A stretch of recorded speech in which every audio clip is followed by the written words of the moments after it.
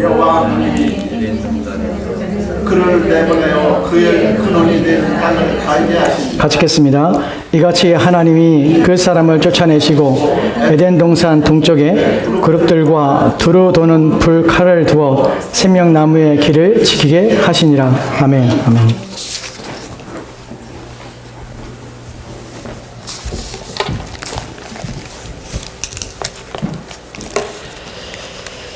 오늘은 창세기 3장에 대해서 우리 내용을 좀 살펴보려고 합니다. 창세기 3장의 중요성을 좀 먼저 설명을 좀 드리도록 하겠습니다. 창세기 3장은 타락에 대한 또 인간의 이해에 대해서 빼놓을 수 없는 가장 중요한 장이 3장입니다. 만약에 3장이 없었다면 인간에 대한 정확한 이해를 할 수가 없었고, 또한 3장이 없었다면 왜 우리가 예수 그리스도를 믿어야 되는지, 예수 그리스도께 십자가의 죽으심의 의미가 무엇인지를 우리는 전혀 알 수가 없었을 것입니다. 그래서 성경을 구분할 때 어떤 사람들은 신약과 구약으로 구분하지만, 그러나 더 특별하게 구분하고 또 목적을 가지고 구분하게 되면 성경은 어떻게 구분되냐면 창세기 3장 이전과 창세기 3장 이후로 구분할 수가 있습니다. 그래서 창세기 이전은 타락 전의 인간의 모습이고, 또한 3장 이후는 타락 후의 인간과 구원에 대한 얘기가 3장 이후에 있는 것입니다. 이렇게 구분이 됩니다. 이처럼 창세기 3장은 아주 중요한 성경을 기준점을 줄 수 있는 아주 중요한 내용이 이 안에 담겨져 있습니다. 오늘 그 가운데 3장에 있는 내용들을 좀 살펴볼 터인데, 오늘 우리가 살펴볼 내용의 배경을 좀 보면 3장에서 인간의 타락이 등장하게 됩니다. 뱀이 사단을 통해서 사단이 뱀에게 들어가 뱀이 여자를 유혹하게 됩니다. 그 여자는 그 유혹에 빠져 하나님의 약속을 어기게 되고 하나님께서 죄로 여기는 것을 행하게 됩니다. 여자는 자신만 범죄하는 것이 아니라 자신이 함께 있는 남자에게 또한 선악을 알게 하는 나무의 열매를 주어 먹게 함으로 같이 타락하게 됩니다. 그리고 하나님의 심판과 저주를 받게 됩니다. 이 이야기가 3장에 있는 내용입니다. 오늘 우리가 살펴볼 내용은 그 중에서 어떤 부분이냐면 왜 인간이 에덴 동산에서 쫓겨나게 되었는가 하는 부분을 설명하는 구절이 오늘 22절과 24절에 있는 내용입니다. 인간이 범죄하였고 타락하였습니다. 그리고 에덴 동산에 쫓겨나게 되었습니다. 왜 쫓겨나게 되었고 왜 그 의미가 무엇인지 하는 것입니다. 오늘 우리가 살펴볼 3장 22절의 내용은 중요한 의미를 담고 있는데 사실은 해석하기가 어려운 부분 중에 하나입니다. 여기서 나오는 중요한 구절이 뭐냐면 선악을 알게 되었다는 것과 또 하나님과 같이 우리 중에 하나같이 되었다는 것이 여기서 도대체 무슨 의미냐는 것이에요. 인간이 타락한 후에 어떤 것이 변화되었고 어떤 것이 인간에게 들어왔는가 하는 것입니다. 이분이 인간에 있어서 가장 중요하며 성경에 있어서 죄라고 여기는 것들, 또한 우리가 구원받아야 될 곳이 어딘가 하는 부분에서 인간은 무엇 때문에 항상 이런 현실 속에서 이런 상황 속에 살 수밖에 없는가 하는 문제의 해결점들이, 그래야 참으로 우리가 구원받아야 할 곳이 어딘가, 신자가 구원받는다는 것이 어떤 의미를 또한 포함하고 있는가 하는 부분을 여는 중요한 열쇠가 되는 것이 오늘 우리가 살펴볼 창세기 3장 22절 말씀입니다. 같이 보도록 합시다. 창세기 3장 22절 말씀입니다. 같이 읽겠습니다. 시작. 여호와 하나님이 이르시되 보라, 이 사람이 선악을 아는 일에 우리 중 하나같이 되었으니 그가 그의 손을 들어 생명나무 열매도 따먹고 영생할까 하노라 하시고. 아멘. 아멘. 하나님 말씀하십니다. 보라라고 먼저 말씀하십니다. 본문에서 보라라는 말은 주목하다는 의미를 담고 있습니다. 지금 하나님께서 무엇인가 말씀하시는데 너는 그것을 주목하다, 또한 이것을 깊이 생각하라 하는 단어가 바로 보라는 것입니다. 보라라고 말합니다. 무엇에 대해서 하나님께서 말씀하시고 하냐면 사람이 선악을 아는 일에 우리 중 하나같이 되었으니 라고 합니다.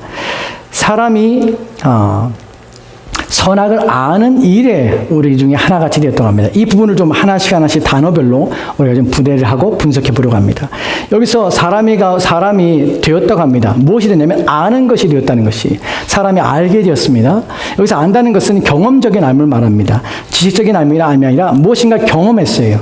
그리고 이제 그것을 체험해서 이것을 내가 이제 알게 된 것이 몸소 느끼게 된 암입니다. 그러면 인간이 무엇을 몸소 알게 되었습니까? 본문에 보면 앞에 알게 되었다는 말 앞에 선행된 것이 무엇이냐면 선악을 알게 되었다는 것이에요. 선과 악을 알게 되었다는 것입니다. 근데 선과 악을 알다는 것이 우리는 도대체 지금은 무엇인지 정확히 이해를 못합니다. 선악을 알게 된다는 것이 무엇인지 알지 못하지만 우리가 뒤에 나오는 단어를 통해서 이것이 의미하는가 무엇인지를 추론할 수 있습니다. 그 뒤에 나오는 것이 무엇입니까?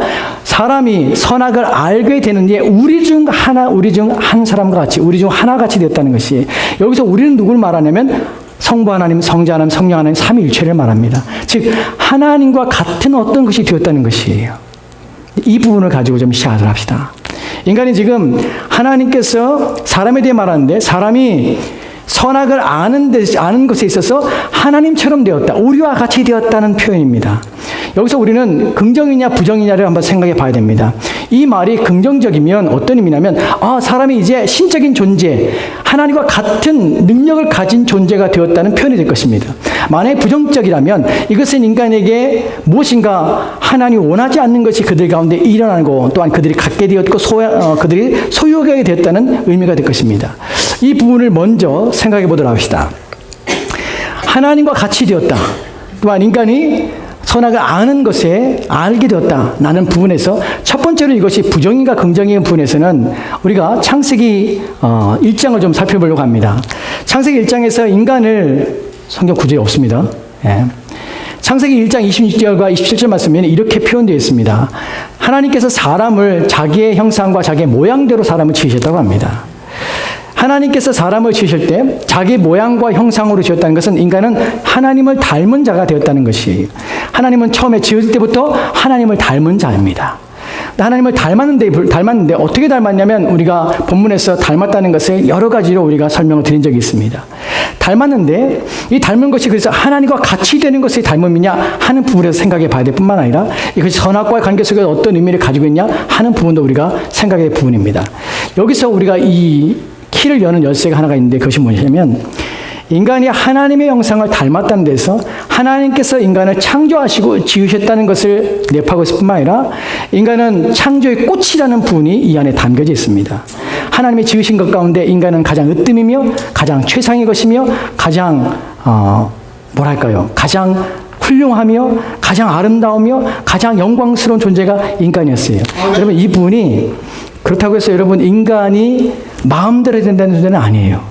하나님께서 인간을 가장 아름답고 창조의 꽃으로 지을 만큼 인간의 지음에 있어서 하나님은 최선을 다했다는 의미가 그 안에 담겨 있습니다.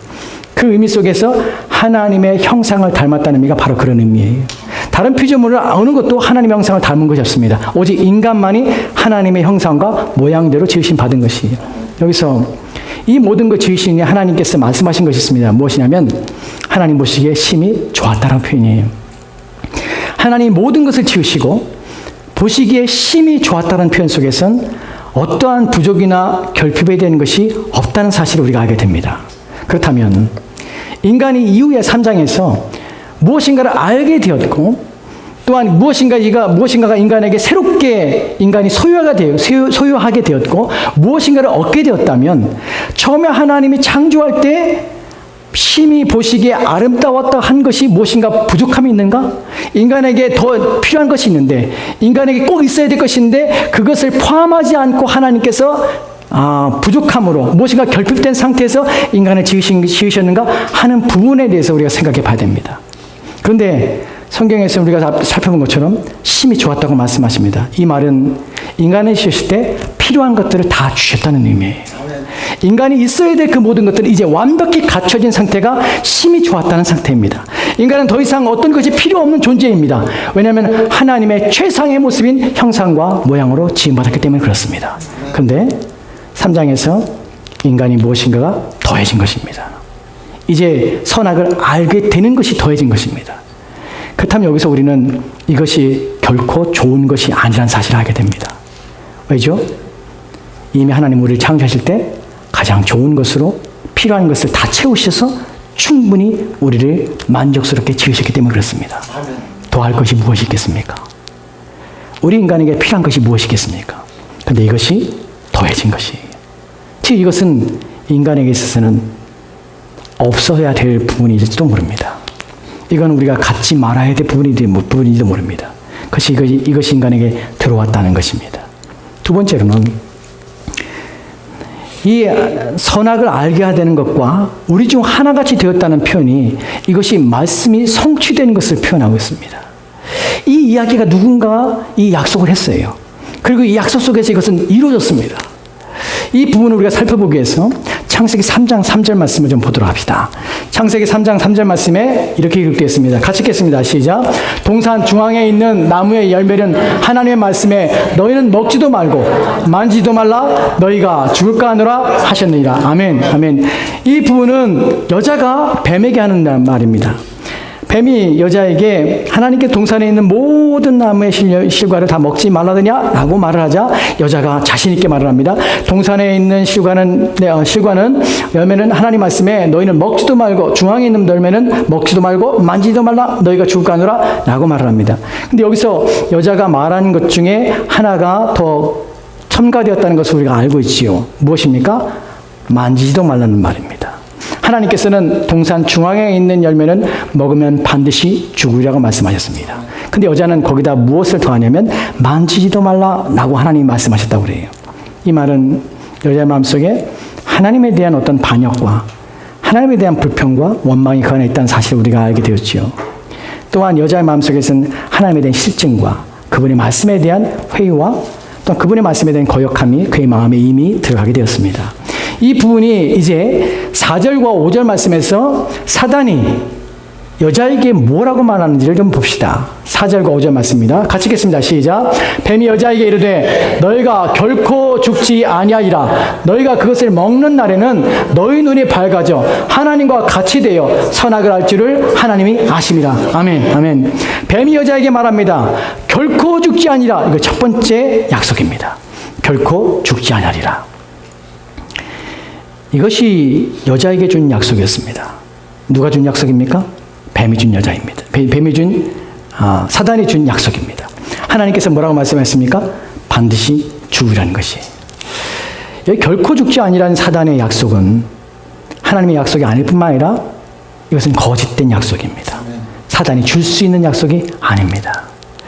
우리가 왜 하나님 외에 다른 것에 귀를 기울이며 다른 약속을 신뢰할 수 없으면 하나님 외에 어떤 사람이건 그것이 어떤 상황이건 누구로부터 온 것이건 그것은 참이 될 수 없고 지켜줄 수가 없습니다. 왜냐하면 하나님밖에 그 모든 일을 이루시며 약속을 지키신 분은 없기 때문에 그렇습니다. 사단은 거짓 약속을 하는 것입니다. 결코 죽으리라. 이것은 하나님 말씀에 정면으로 반박하는 것입니다. 하나님 말씀이 죽으리라 하는데 사단은 죽지 아니하라고 반박하는 것이에요. 여러분 항상 하나님 말씀은 항상 우리에게 진리이며 참인데 우리의 마음속에서는 그 진리가 부정되며 그 진리가 거부되며 그 진리를 왜곡시키는 말들을 우리 마음속에 또한 우리 생각 속에 집어넣는 자가 있다는 것입니다. 하나님 말씀이 심해지게 합니다. 그 말씀을 부인하게 하며 그 말씀에 의심을 가하게 합니다. 그리고 반대로 말미암아서 너는 결코 그런 일을 당하지 않을 것이야 라는 말로 마음을 현혹시키는 일이 있게 된다는 것입니다. 사실은 이 여자는 그 말을 믿었지요. 선악과를 따먹었지요. 그 다음에 나오는 사단의 두 번째 약속입니다. 두 번째 약속이 무엇이냐면 앞입니다. 그것을 먹는 날에는 너희 눈이 밝아져 너희 하나님과 같이 되어 선악을 알 줄이라는 표현을 씁니다. 우리가 창세기 3장 22절 말씀에서 하나님이 그런 표현 쓰셨습니다. 하나님과 같이 되어 선악을 알 줄, 선악을 알게 되어 우리 가운데 하나가 되었다는 표현을 쓴 것과 동일한 단어입니다. 사단이 약속하기를 뭐라고 약속합니까? 선악을 알게 될 것이고 너는 하나님이 될 것이다. 그래서 하나님이 너를 금하게 한 것이다. 사단이 준 약속이 성취가 되었습니다. 즉 우리가 3장 22절 말씀에서 하나님께서 사람의 모습을 보시고 선악을 알게 되는 가운데 우리 중 하나가 되었다는 말이 지금 되어진 현실로 나타난다는 것이 누구의 약속이 성취된 것입니까? 사단의 약속이 성취된 것입니다. 즉 창세기 3장 22절 말씀에서 인간이 지금 가지고 있는 것, 인간이 되어진 어떤 상태, 인간이 선악을 알게 된 것은 결코 인간에게 유익한 것이 아니라는 것이에요. 왜냐하면 그것은 사단이 준 약속이 성취된 것이에요. 사단은 인간에게 무엇을 주는 자입니까? 결코 인간에게 유익을 주는 자가 아니라 멸망케 하는 자가 바로 사단의 일입니다. 사단의 목적은 신자를 무너뜨리며 세상 사람들을 어둠 가운데 두는 것이 사단의 제일의 목적입니다. 그 일이 이루어진 것이에요. 그래서 우리는 이 성취를 슬픈 성취요, 인간을 파괴하는 약속의 성취입니다. 우리 가운데 없어야 될 일이 벌어진 것이에요. 우리 가운데 이루어지면 안 될 일이 벌어진 것이에요. 성취돼서는 안 될 성취 약속이 성취된 것이에요. 그래서 인간은 선악을 알게 되어 하나님과 같이 된 존재가 된 것입니다. 그렇다면 이것이 도대체 무슨 의미입니까? 이것이 인간에게 부정적인 것을 우리가 알게 되었고, 우리 가운데 처음부터 있어야 될 것이 아니라는 사실을 알게 되었습니다. 이것은 죄로 말미암아 우리 가운데 주어진 것이고, 죄 때문에 우리 가운데 들어온 것이고, 사단의 약속의 성취가 된 것이기 때문에 우리 안에서 이것이 우리 안에 내재되었을 뿐만 아니라 우리 안에 들어와서 자리 잡게 되었다는 것입니다. 도대체 이것이 무엇입니까? 인간이 선악을 알게 되었다는 내용이 무엇입니까? 그래서 우리가 하나님처럼 되었다는 것이 무엇입니까? 여러분, 우리가 하나님이처럼 되었다는 것을 좀 생각해 보도록 합시다. 선악을 아는 것이 누구처럼 된 것이라면 하나님처럼 된 것이에요. 하나님이 되었다는 것입니다. 선악을 아는 것은 하나님이에요. 하나님은 선악을 아십니다. 그럼 하나님에 있어서 선악을 안다는 의미가 무엇입니까? 하나님만 알아야 되는 것. 인간은 원래부터 알기를 원치 않으며 하나님께 주기를 원치 않았던 그것이 하나님만 알아야 되는 것, 하나님만 있어야 되는 고유한 권한이요 특권이었던 것이 무엇입니까? 선악의 문제에서 바로 선악을 결정하며 선악의 범위를 규정하며 법을 세우고 그것이라고 정하는 이 모든 기준과 잣대요 표준이 되는 것은 오직 하나님의 고유한 권한이요 특권이라는 사실입니다. 선악은 오직 하나님만이 결정할 수 있습니다. 하나님께서 세상 모든 만물을 창조하셨습니다. 그러나 이 창조를 그냥 창조하신 것이 아니라 하나님께서는 질서대로 창조하셨습니다. 우리가 창세기 1장 2절 말씀에서 땅이 혼돈하면 흑암이 깊음에 있다고 표현하고 있습니다. 이 땅은 모든 것이 혼동한 상태였어요. 바르지 않았습니다. 질서가 없는 상태였습니다. 그런데 하나님께서 그 모든 것을 질서 있게 하셨습니다. 우주는 질서를 가지게 되었습니다. 태양은 그 자리에서 빛을 발할 뿐만 아니라 또한 지구는 태양 주위를 돌게 될 뿐만 아니라 이 모든 것은 질서를 가져 우리는 자연 질서라고 표현합니다. 질서는 하나님께서 주신 것이고 하나님께서 부여하신 것입니다. 모든 규정과 모든 법은 하나님을 통해 오게 된 것입니다. 즉 하나님은 선악을 규정하시며 선악의 범위를 정하실 뿐만 아니라 선이 악이 무엇인지를 정하여 기준점을 만드시는 분은 오직 하나님 한 분이십니다. 그분이 그 기준이라는 것이에요. 그런데 선악을 아는 것이 인간이 선악을 알게 되었습니다. 누구처럼 되세요? 하나님처럼 되었어요. 이 말이 무슨 의미입니까? 그 기준을 인간이 이제 가지기 시작했다는 것이에요. 선이 무엇이고 악이 무엇인지를 정하는 그 기준과 또한 그 법에 대해서 또한 그 규범에 대해서 그 옳고 그름의 그 선택에 대해서 기준점에 대해서 누가 가지게 됐냐면 인간이 소유하게 된 것이에요. 왜 이것이 인간의 큰 문제입니까? 더 이상 어떤 것도 기준이 안 돼요. 무엇이 기준입니까? 내가 정한 것이 기준이 됩니다. 인간이 하나님이 되었다는 것은 내가 정하는 것이에요. 무엇이 선한 것은 내가 정해서 이것은 선하다고 정하는 것이에요. 악한 것은 내가 정해서 악하다고 얘기하는 것이에요. 그래서 모든 사람이 다 자기의 기준과 자기의 잣대로 선과 악을 정하며 또한 선과 악의 기준을 잡으며 선과 악의 범위를 확정하는 것입니다. 그래서 이것이 인간에게 들어와 가장 큰 문제를 일으킨 것이 뭐냐면 죄에 대해서 모호함이에요. 또한 불의와 악에 대해서의 모호함이에요. 어떤 이에게는 그것이 죄지만 어떤 이는 죄가 아닙니다. 왜냐하면 기준점이 다르기 때문에 그래요. 내가 정하게 되는 것이. 우리는 다 하나님입니다. 그래서 자기가 자기를 정하는 것이. 세상 사람들이 복음에 대해서 기독교에 대해서 반감을 가지고 있는 가장 큰 것이 뭐냐면 죄에 대한 문제고 회개에 대한 문제입니다. 왜 죄에 대한 문제와 회개에 대한 문제가 가장 큰 걸림돌이요 가장 큰 어려움입니까? 왜냐하면 죄인이라는 선포와 죄인이라고 말하는 그 말씀에 동의할 수가 없기 때문에 그래요. 나의 기준에 나는 죄인이 아닙니다. 나의 기준에 나는 그렇게 죽을 만큼 죄를 지은 적이 없습니다. 나의 기준에 나의 행동은 그렇게 나쁘지 않습니다.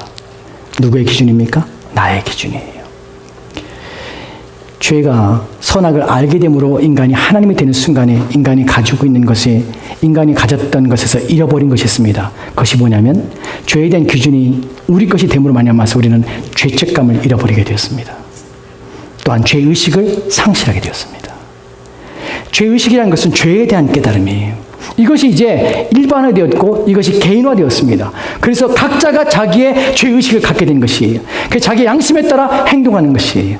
자기가 옳고 그름을 선택하며 옳고 그름의 판단의 기준을 가지고 자기들이 자기의 삶을 살아가게 되는 것이에요. 더 이상 하나님의 기준점에 대해서는 무시하게 되는 것입니다. 왜 죄를 져도 죄책감이 없습니까? 왜 하나님 앞에 악을 행하면서도 불구하고 마음에 어떤 두려움이 없습니까?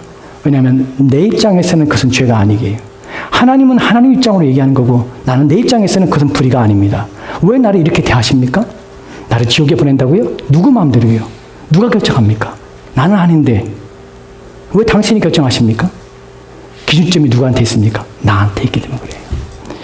이것이 인간의 타락함이 인간에게 준 큰 변화요, 큰 악일 뿐만 아니라 또한 이것이 큰 부끄러움과 수치를 알지 못하는 인간에게 있어서 가장 큰 고통이요 또한 괴로움일 뿐입니다.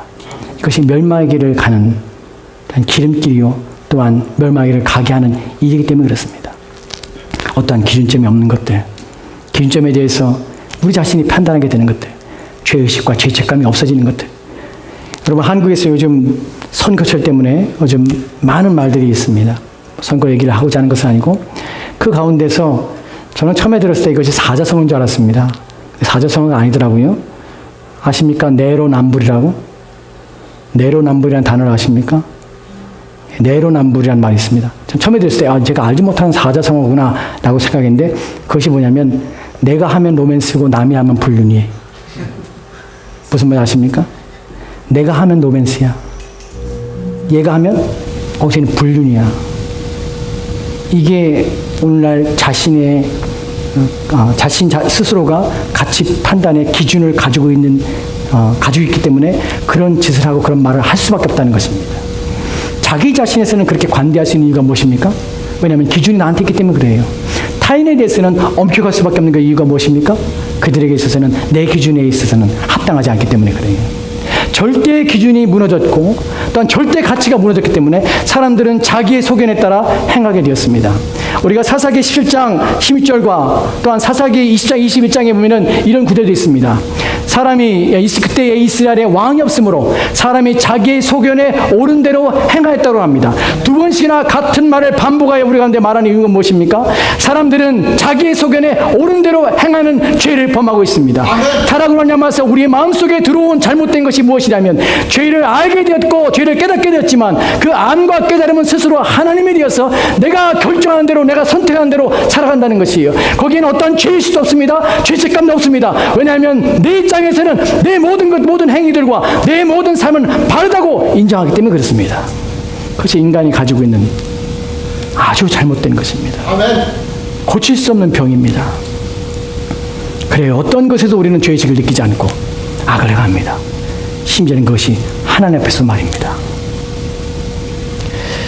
여러분, 성경에서 로마서 1장에서 이런 표현들을 하는 것을 보게 됩니다.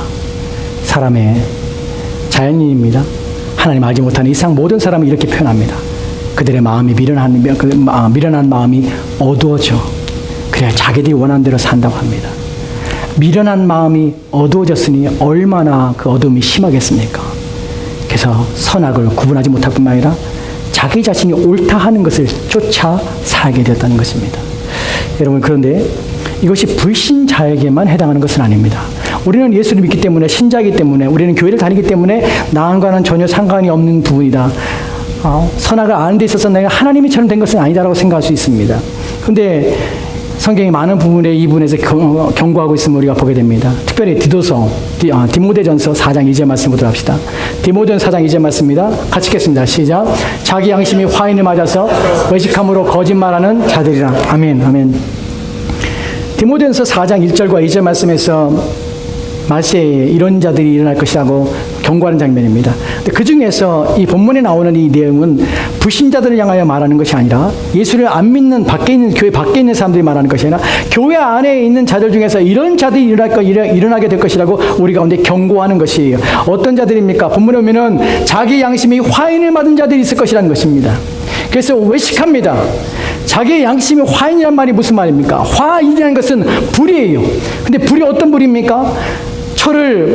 쇠를 불에 달궈서 그 달군 쇠를 그의 마음에, 본문에 보면 양심에 지진 것이에요. 여러분, 달군 쇠로 지지게 되면 고통이 있지만 그 고통이 끝나고 나면 그 지진 부분에서는 더 이상 아무런 감각을 느끼지 못하게 되는 것입니다. 감각이 묻어져서, 양심이 묻어져서 더 이상 죄의식과 죄책감을 느끼지 못하는 것이에요. 죄를 인식하지 못하기 때문에 죄에 대한 책임이 없다고 생각하는 것입니다. 죄를 지어도 두려워하지 않습니다. 무서워하지 않습니다. 마음대로 죄를 짓는 것이에요. 왜냐하면 더 이상 하나님을 두려워할 자로 여기지 않기 때문에 그렇습니다. 그들의 마음에는 자기 자신에 대한 위로와 자기 확신 가운데서 사단이 죽지 아니하라는 그 말에 의지하여서 자기가 신이 되어서 자기 자신에게 면죄부를 주는 것입니다. 아멘. 자기의 양심이 스스로에게 면죄부를 줍니다.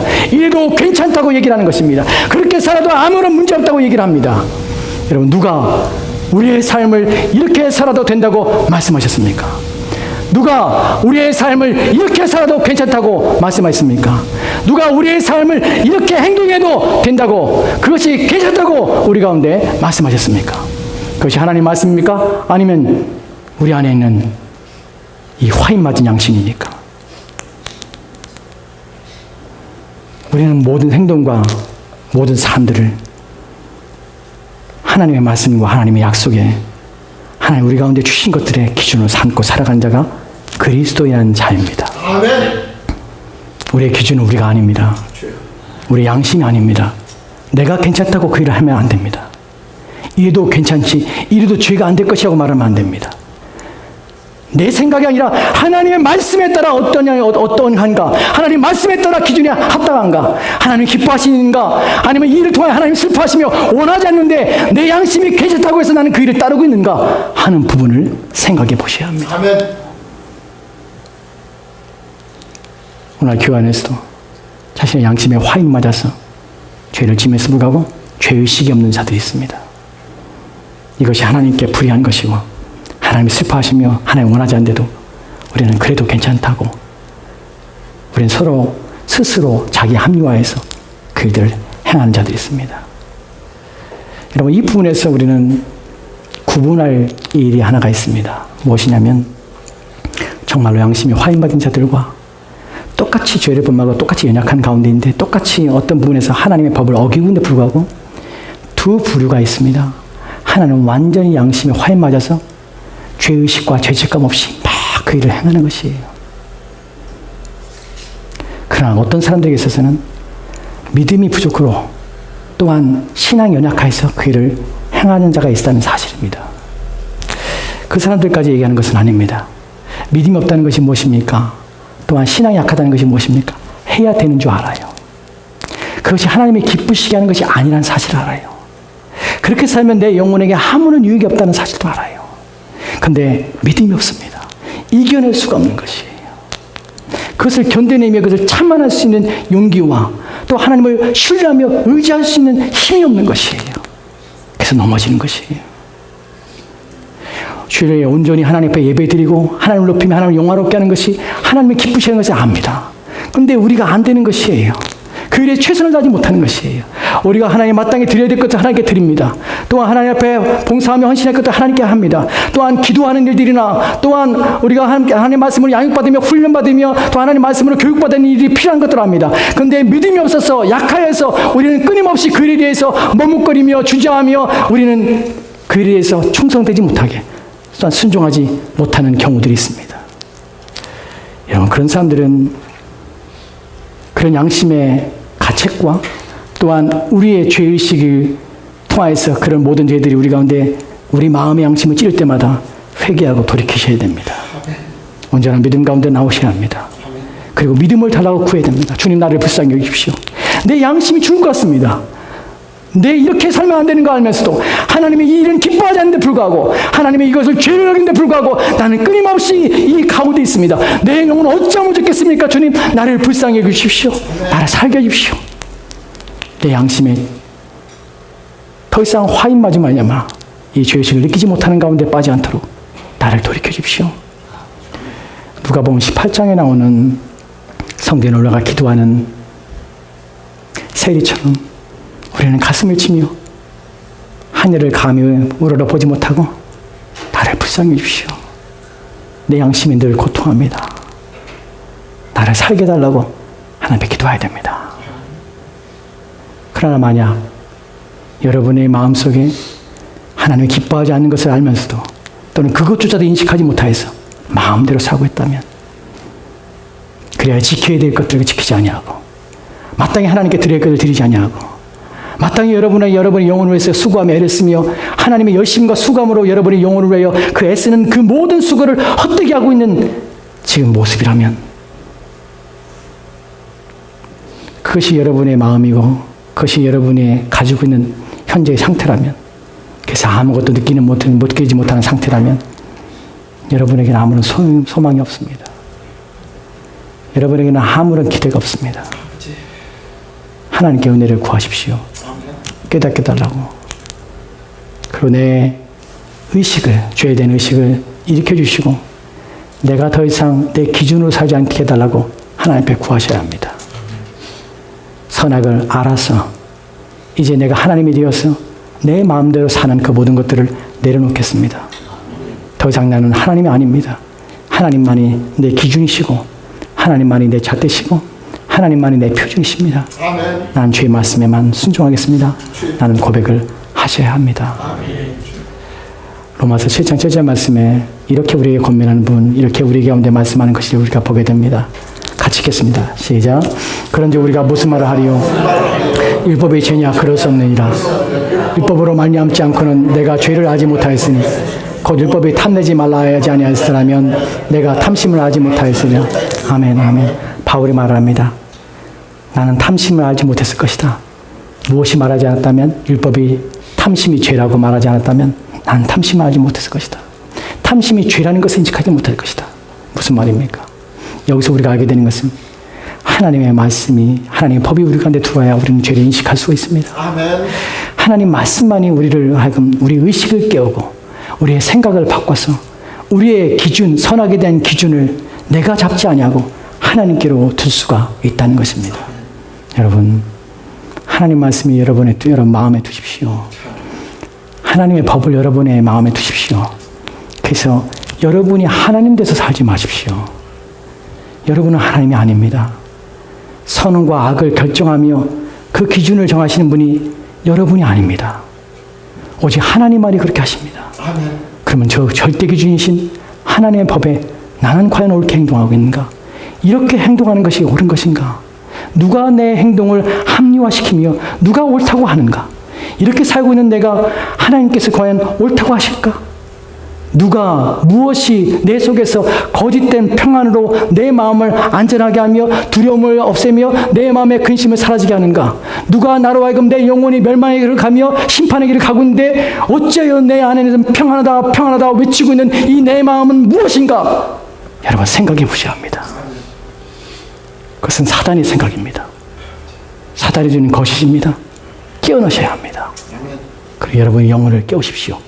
여러분의 잠자는 의식을 깨우십시오. 하나님 말씀으로 여러분의 기준을 삼으십시오. 기도합시다. 하나님,